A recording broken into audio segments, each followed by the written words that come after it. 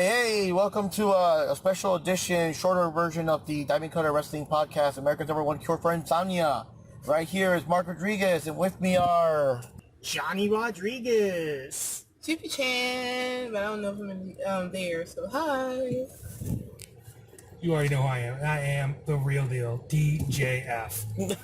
There we go, guys. So right now we're actually on our way to Pittsburgh, and we're going to be checking out not only Dynamite, AEW Dynamite, today's the 19th? Mm-hmm. Okay. The April 19th edition of Dynamite, and also Rampage, which for whatever reason is going to be Saturday this time, like a special time. Don't know what happened Friday or whatever. But yeah, we've seen both shows. We're both excited. We're going to give just random expectations and thoughts of what, and also the meet and greets that will be there. And then when we come back, assuming we're not like half dead, we'll give another brief little, not a full play-by-play, but just our thoughts. Especially for Wendy. This is Wendy's actual first time at an AEW, actually any sort of wrestling show, to be honest. This is my third one. This is Johnny's second one, and this is, I don't know, you've been to a lot of them, right? Have you ever been to the Ring of Honor ones too? I've been to Ring of Honor. I've been to like every local fed, like in the Northeast areas, and I've been to every Pittsburgh AEW show, so keeping the streak alive on this one too. Yeah. Now, one thing we do have to know, we were just curious, was that planned, or did it happen by just sheer good luck or coincidence? But how did you end up sitting next to Paige's brother, or Saraya's brother? That was just sheer dumb luck. I had actually upgraded my tickets the night before Full Gear. I was sitting about 2 rows back in another section, and I said, you know what, I can't do this for the pay-per-view. I upgraded my seats, and what they did was they brought in a couple extra seats for her, just her family alone, and happened to sit him right next to me, and he walked over and kind of had this feeling. I looked at him, I was like, are you Saraya's brother? And he's like, yeah. And I'm like, oh shit, nice to meet you. And dude was super cool, super nice, laid back, down to earth. And yeah, it was cool to actually be a part of that whole segment that was happening. I know, you made history, man. Like, she was there when she hugged him and everything. And yeah, I would have loved to hug too, but family first, right? Well, that happened off camera. Right, off camera hugs. I thought it was hilarious because I thought it was like cool because we were watching, and then all of a sudden, Mark was like, Wendy, look, is that, yes, look, I just saw him, holy crap, look. I got really excited. He got so excited about that. I was like, oh wow, that's so awesome. Now, I gotta ask, so how was the Thanksgiving dinner after the show, Well, I got to sit on the other side of Paige, Saraya. Oh, so you were wrestling with the family? Wrestling? Sure, we'll call it wrestling. Yeah, they're a wrestling family. No, I mean like the movie. Remember the movie title? Yeah, listen, Zach was cool. He was totally down to earth. And just being a part of that whole thing and being like in that moment, you get a little emotional too. That's a brother and sister thing. They'd always support each other. And nobody knew that Zach was going to be there. It was a surprise to everybody. Oh, wow. So just awesome experience. And if you've never been to an AEW pay-per-view and the opportunity presents itself, go, because the atmosphere is even it's 1,000 times better than just even a Dynamite. So if you get a chance, you definitely go check one out.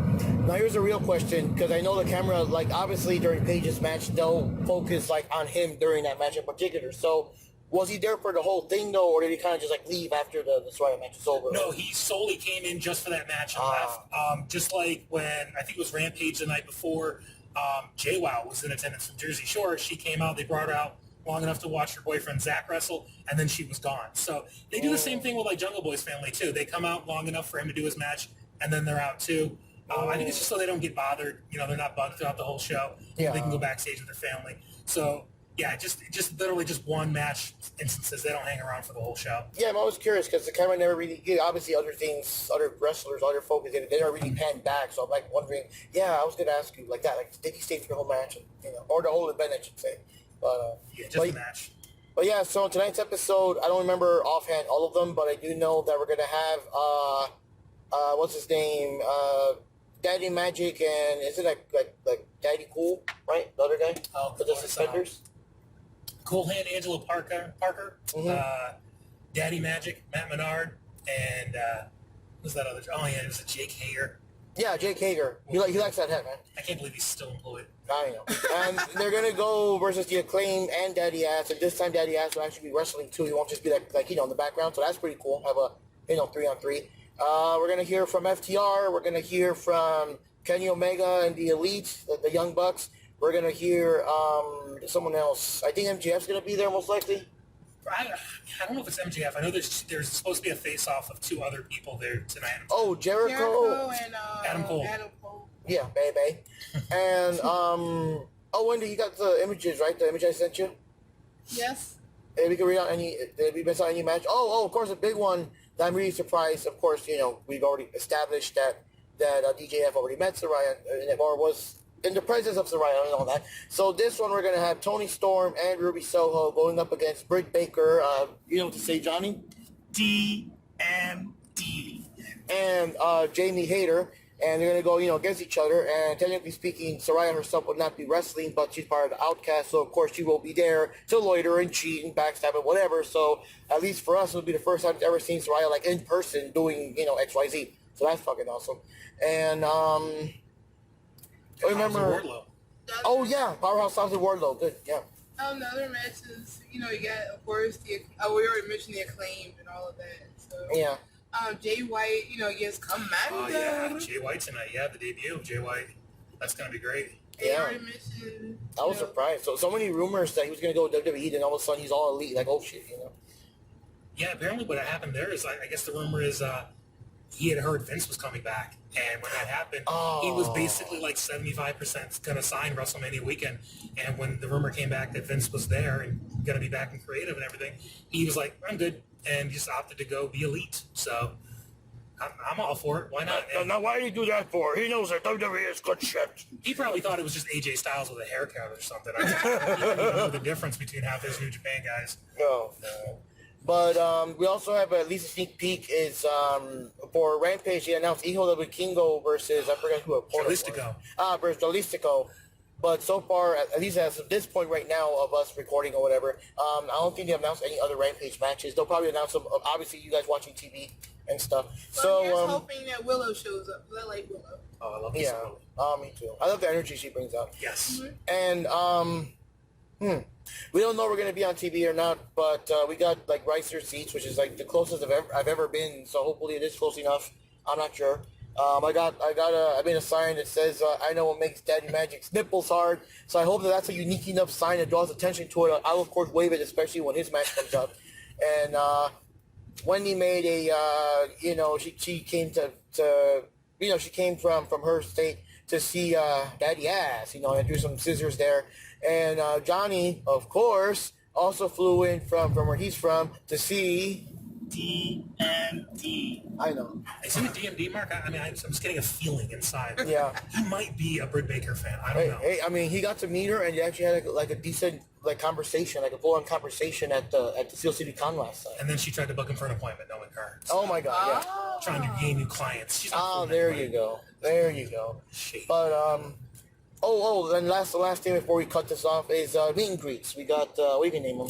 Oh, so we got Powerhouse Hobbs is doing a meet and greet. We got the Kingdom with Matt Taven, Mike Bennett, and Maria. And then there is also Anna Jay is doing a meet and greet today. So there we go. That'd be cool. Yeah. And we'll see what's going on. And so that's it for now, guys. Just general expectations. We, of course, all hope to have a blast over there. You know me, I'm all about the merch. So I'll be checking out what merch they got there. And I do want to close it for those AEW trucks. and everything. And yeah, we'll get back to you with general thoughts. Of course, we'll be half dead and not as energetic as we are now. Probably hoarse because we're going to be screaming, this is wrestling, and all that kind of stuff. And Moxley sucks. Moxley sucks. Yeah. I'm hoping to get scissored. Nice. Oh my God. That's just what I'm in for. So. Oh my goodness. What? I'm honest. Here for the scissoring. Oh yeah. Aren't we all? Yeah, but PA is now prime for scissoring. Yes. All right. Oh my God. All right. See you there, guys. All right, guys. We're heading back home after 5 hours of wrestling because what we thought was just Dynamite and Rampage and I don't know, maybe an hour of Dark or something actually turned out to be 2 hours of Ring of Honor, 2 hours of Dynamite, and of course the usual hour of Rampage. So we got to see like almost the entire locker room, like almost everyone was there in some capacity. And we were even surprised that to start things out with Ring of Honor, like holy shit, Athena, oh God, like we were not expecting Athena there. We would have made a sign for her if we knew and stuff like that. And yeah, lots of cool matches. Slight spoilers because the Rampage ones won't be on until Saturday. If you guys mention any of those, whatever, I'll just wait. But I'm not sure how Ring of Honor works. I don't think they're gonna put them tomorrow, right? That's gonna be like next Thursday's episode, I guess. Yeah, they tape that I think at least a week or two in advance. Yeah. So yeah. Any thoughts, guys? Any particular favorite matches or incidents or things that would only happen for us that were there live? I like how the Hardys showed up. Yeah, it was nice to see the Hardys. Yeah, and then Jeff saying the stuff that he was saying, I thought that was pretty cool. But it was kind of messed up when someone behind us was saying, "Take away his keys." I was like, okay. Calm down. He's not a Nuso. It's all right. Oh God. Oh God. That argument goes both ways. I'm just saying. I just hope that Jeff Asher stays on the wagon this time and doesn't fall off. Yeah, he's acting like this time. Well, and I know what people are gonna say. Yeah, till next time. But this time he really did actually bring it up and mention that he's gonna be going good. So let's see if that stays. And I just hope he doesn't overdo it. Yeah. I'm really surprised at the title change with Wardlow and Hobbs. I really didn't think they were gonna pull the belt off of Hobbs that quick. Yeah. I feel like he needed this win tonight. Even if he cheated, it was still a win. I think he could have gone better with a non-cheating one. I think it would have done better for his title reign, but they just completely squashed that tonight. And I'm not really sure why, what the end game is.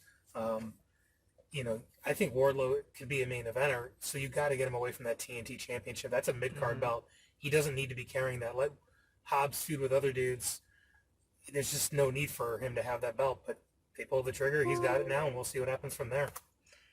Also, wow, dude, just being there in person, I don't know, how the ring doesn't just collapse every time Wardlow just power slams Hobbs or vice versa. With, just the slams down is so fucking loud and rocking, man.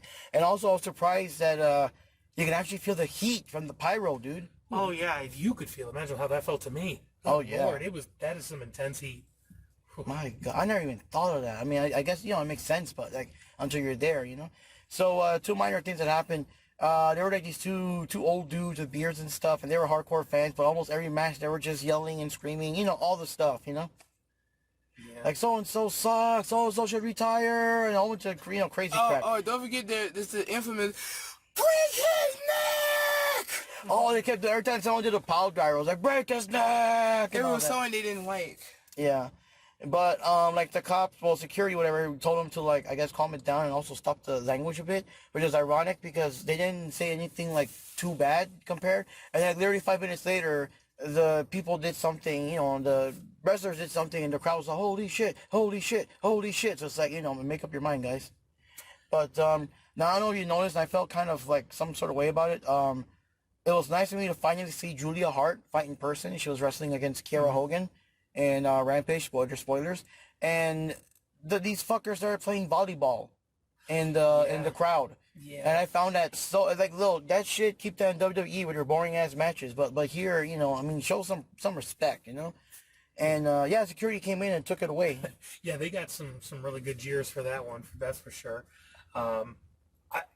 It is disrespectful to blow up the volleyball. Again, it's funny if this is a QT Marshall match, that would make sense, but Julia and Kira were trying to have a good match, and there was no need for it. I'm glad the security guy took it. It was just a matter of time before they did, too. But on a positive note, Julia Hart may have the best entrance I've ever seen before. Oh, yeah, I love it. That entrance is fantastic. She fits the House of Black perfectly. She's got this really great dark side, although the whole time I kept thinking she reminded me of an emo Taylor Swift. But she's got this presence about her.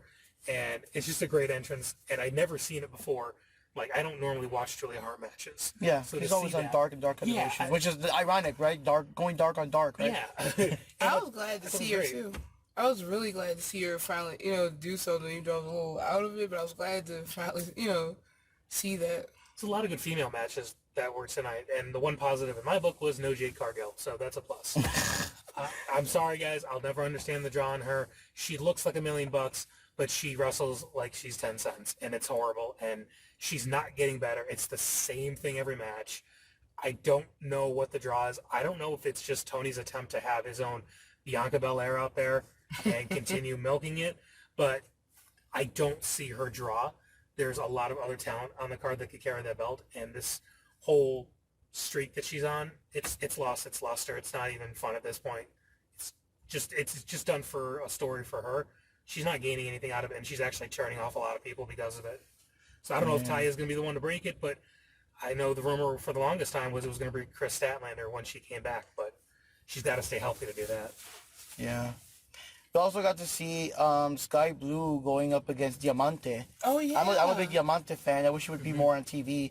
And, I lost my shit when I saw her. I was, excited. And then I lost my shit again when I noticed that the opponent was Sky Blue. And I'm like, oh, my God, And so that was pretty good.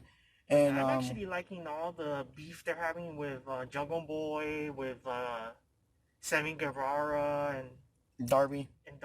Like, that's pretty intense. That's pretty cool. Darby was up there in the rafters, but the thing is, based on where we were sitting, you really have to kind of snap your neck to look up, the right position to see him. Yeah, we can't do like the Lucha, like apparently snap necks all the time and pop back up like Mortal Kombat 11 characters. Yeah, I didn't know he was up there. I know people kept pointing up there, but they were saying, oh, is Sting up there? So... Yeah, see, I made that mistake, and it was like, what was that? I was like, come on, get a picture of Sting, because from our angle, we really couldn't tell, and it wasn't, the Mark here said, no, it was Darby Allin. I said, oh, who cares? I was like, dude, if it was Sting, classic. It's just Darby Allin, who's probably going to lose his spine at some point. Keep on doing those moves, that spine on his back, the drawn spine on his back going to be his real one. Yeah, you're right that the Pillars have had a really good storyline. It's nice to see them pushing younger talent right now. Because guys like Kenny and eventually Paige, they're tied up with the Blackpool Combat Club. We don't have CM Punk right now. MJF doesn't have a lot of people to feud with, so I think just going to the Pillar storyline is sort of an easy cop-out, but it works because the fans are behind it. It's a really good storyline, and they're all young. They all got potential to be main event players.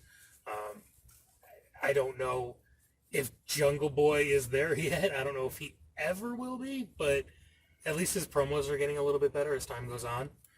Sammy cuts a really great promo, and I thought Darby couldn't cut a promo for the longest time, but he's been stepping up these last couple of weeks and really delivering. I think he's doing really good with the promos. Yeah, he's been really good. I've been listening. I've been buying into what he's saying. It doesn't sound like he's just talking for the sake of talking. He's actually cutting a promo and telling a story. So kudos to Darby.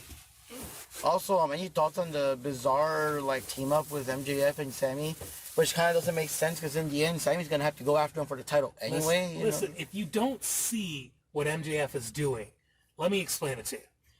He's already beaten Sammy before. Who would you rather face, Jungle Boy, Darby, or the guy you've already beaten? It comes down to it. It's gonna be the guy you've already beaten. He is getting in Sammy's head. He's looking for a way for a cheap victory. I do like the whole you'll be in the main event, but you just have to lay down, which is kind of ironic. But he's he's basically taking the cheap way out. He doesn't want to face Jungle Boy, doesn't want to face Darby Allin because he knows they can beat him. He feels Sammy can't beat him. Now, is that enough to turn Sammy face when he finally realizes what he's doing? Or is the fans still going to shit all over Sammy Guevara because he's Sammy? Time will tell. But I think accidentally, he gave away, that big MJF, I think he gave away what the Double or Nothing pay-per-view is going to be, what the main event's going to be, which is he said, this isn't going to be a four-way, it's just going to be the two of us. Who the hell said anything about a four-way, MJF? Nobody said anything about a four-way. I'm wondering if Tony's going to say that after all the shenanigans, it's just going to be a four-way dance for the belts. And MJF accidentally spoiled it right there on Dynamite. I listen for things like that when people cut promos, like little inklings and nuances, and they give a premonition to what's going to happen. I think he slipped tonight and gave away too much detail. And I'm good with that, though. If it's a four-way dance, I'm buying the pay-per-view. Absolutely. You kidding? That's going to be a banger of a match. Why wouldn't you want to watch that? Any thoughts on the overall event, Johnny? The whole... I just like the whole atmosphere. I think it was awesome that they had the Ring of Honor, the Rampage. What was the other one? Dynamite. All in one night. It was a lot. It was 5 hours long. For a little WrestleMania. There were times that it felt like it went really fast, but yeah, obviously in the very last match with the Lucha Libre match with Dralistico versus El Hijo de Vikingo, it was, I was starting to feel the 5 hours. Yeah. Then. Yeah, that last hour kind of dragged a little bit. And I was just talking to Mark about that, and I mentioned I didn't care for the fact, obviously for spoiler purposes, but I didn't care for the fact that Dralistico kicked his ass for 10 minutes and then basically lost in 2 minutes. That made no sense to me. Dralistico, if you're going to have a match like with those two, it's got to be competitive, and it was very one-sided. And I felt like Dralistico was going to win that match. It's like 5 minutes in, I'm like, oh, this is just a complete beatdown. And then the Kingo pulled it out, and I was like, really? That doesn't really work for me, but all right, if that's what you're going to do. I just felt like your champion looked really weak tonight, and I don't know if that was intentional or not. Other than that, it was a great night of wrestling all around, from top to bottom. And finally, Jupi, any thoughts? Since this was like your first ever wrestling event ever? Well, by the time I can understand why they always say like maybe for things like Rampage, why people are like, they say not as much audience engagement, and I guess because if you're sitting around do all the other shows, by the time you get to that, you're kind of burnt out, I guess you could say. Yeah, because even those two guys you pointed out, them two loud guys, even they were quiet, like by then. They dipped. They legit left. I mean, they left after Dynamite. They couldn't stay for Rampage. No, but yeah, it was just very charming. But overall, it was... Go ahead. Oh, sorry. Overall, though, I really did enjoy it. I did have a lot of fun. I was happy that I had the opportunity to say that Moxley sucks on more than one occasion, and I could boo him, even though I'm not heard. Who cares? I was happy that I could do it in person. I can't stand Moxley, and I know, I just don't like him. I wish I could just remember more detail, but maybe, by tomorrow I will be able to. And it'll be interesting to say, hey, I went to this show, my first show, and I like the atmosphere of the people. And there was, with those two guys and another guy that was like a row up, he was pissed off at them because they were too loud. And he actually told them, will you guys just be quiet? I pay $70 for my seat, or something like that. Oh, wow. That's what he was saying. And I missed that. yeah, and then, then they came together, they were all happy again. I forgot which match it was. So, seeing the atmosphere, with the fans, and I think that was the best part for me. Yeah. AEW shows are a lot of fun, from start to finish. They really try to give you a good show, keep you entertained. And I like the hype people, and, someone like Dasha, who's there trying to hype you up throughout the whole show and keep you engaged. Oh, I love Dasha and how she announces stuff. It's a shame that Hikaru Shida's not there tonight, because... I thought she was going to come back. Yeah, but the thing is, I love, every announcer has their way, but I really love how Dasha says, Hikaru Shida, like the way she does it. It always kind of sounds weird when someone else does it, But, by the way, oh, God, I got almost no voice left. But, where's Hikaru? She might not come back? No, I think she is going to come back. It's just how do you work her back into the storyline? Because she's kind of... I guess she could run with the Outcast because she was kind of outcasted by, others. And I thought that's where they were going with it for a while. And then she's just been gone for a little bit. I'd love to see her come back, though. She carried that division during the pandemic, so we need to see more of her for sure. Yeah. So yeah, we'll be airing this on Saturday to prevent any spoilers and stuff like that, and of course we'll put the usual spoiler warning. But overall good show. Lots of good wrestlers. Hey, Jupi got to see both Brian Cage and Powerhouse Hobbs in the same show. And Athena, I've always looked forward to seeing the matches with Athena. Yeah. Big sweaty men slapping meat. Yeah, pretty much. That's good shit. Yeah, pretty much. That'll put butts in the seats. Oh, or at least Wendy's. So.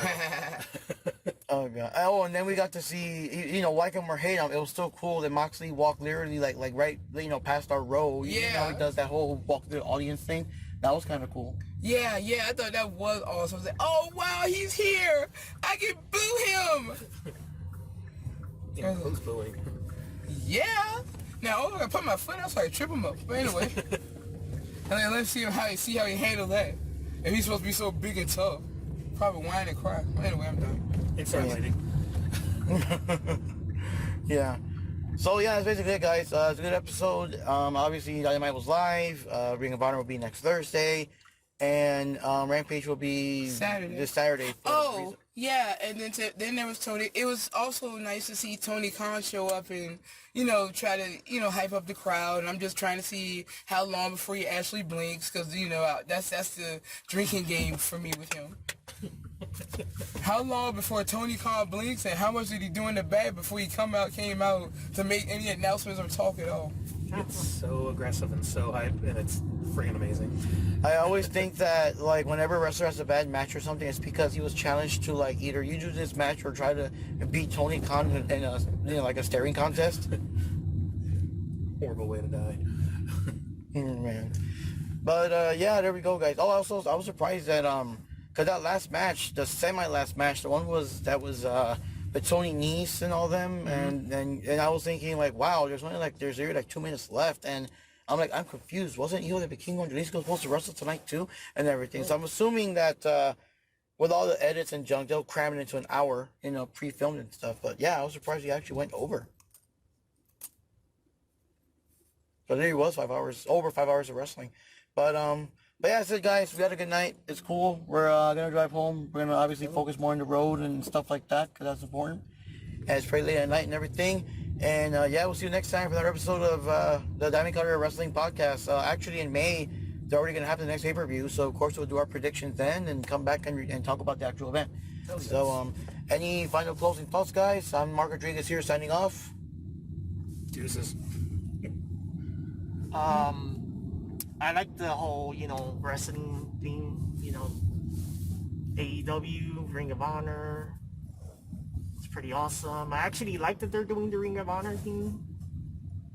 Because, it's giving them much more exposure. They need to be, promoted more. So that's pretty awesome. Hey, Sonny Kiss got to see some airtime. Yeah. It was over, too. Fans loved Sonny. Yeah. Well, I already gave my thoughts, and I'll see you guys later. See you next time. Yep, good night.